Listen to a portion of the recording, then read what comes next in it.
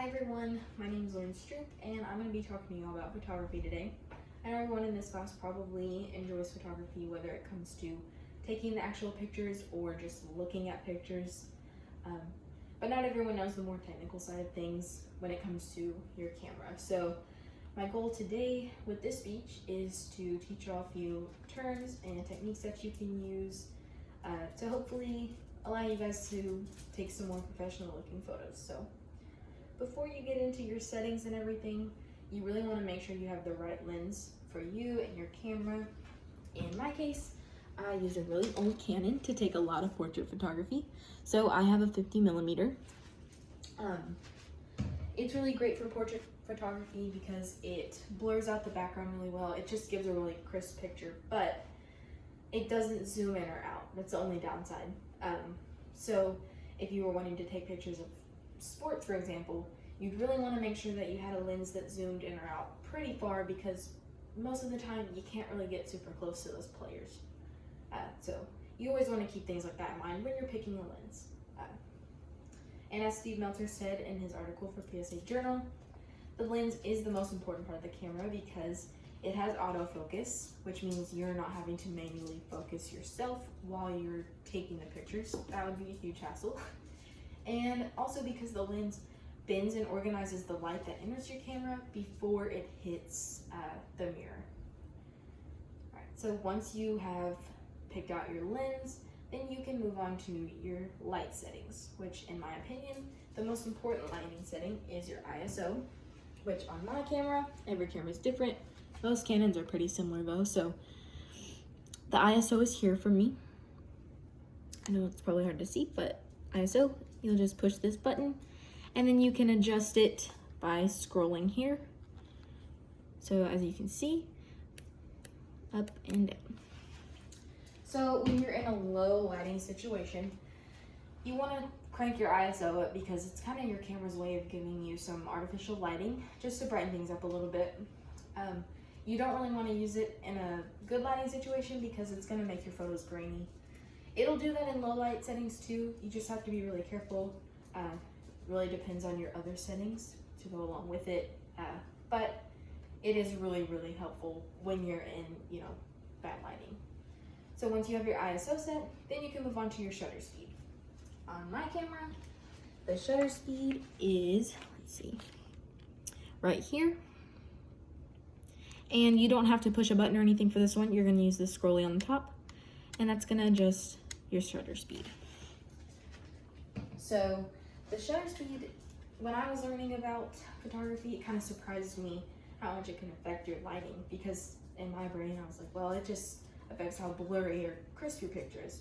No, it really affects the lighting because, the faster your shutter speed is, the faster the shutter itself is opening and closing, obviously. So when it's up super high, you're not getting as much light let into the camera. So if you're in a low lighting situation, you really want to keep your shutter speed as low as possible, so more light is coming into the camera. When you're in good lighting, you can turn it up as much as you want because you really don't need that extra help with the lighting. So once you've got your ISO set and your shutter speed set, then you can move on to the aperture, which it's kind of confusing to explain even for me still because it's kind of the opposite of the others. But Steve Meltzer, in a different article for PSA Journal, put it in a really good way. Basically, the bigger your aperture number is, the smaller the aperture opening is in your lens. I know it's kind of weird, but so if you're in good lighting, you want your aperture number to be bigger. And the aperture number on your camera should have a decimal point. Right there, it's at 7.1. And you don't have to push a button for this one either. You're going to use the same scroll you used for ISO. At least usually if you have a Canon, it's this way. And that's how you adjust it.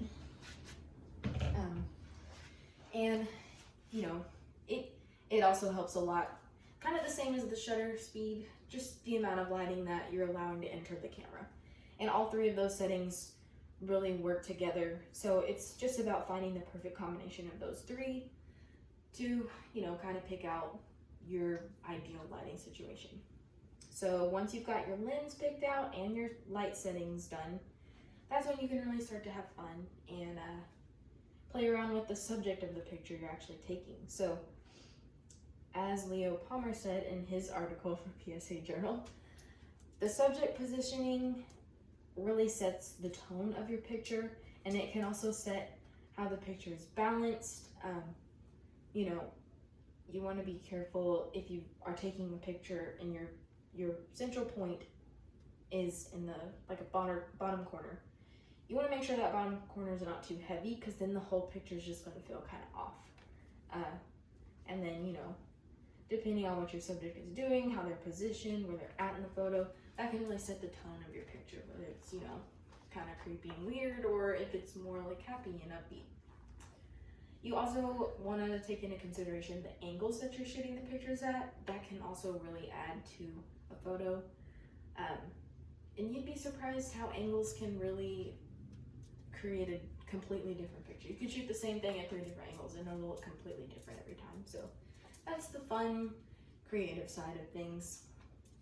And as Mark Foll put it in his article for PSA Journal, photography is a really versatile hobby. You can use it to make money. You can use it for fun. You can do it as a hobby on the side. It's also really competitive. There's a lot of photography competitions that you can enter. And it's just really rewarding. I love the feeling when I take pictures and I show them to the people I took them for. I love seeing their reaction. It never gets old to me. I love seeing them share it on social media.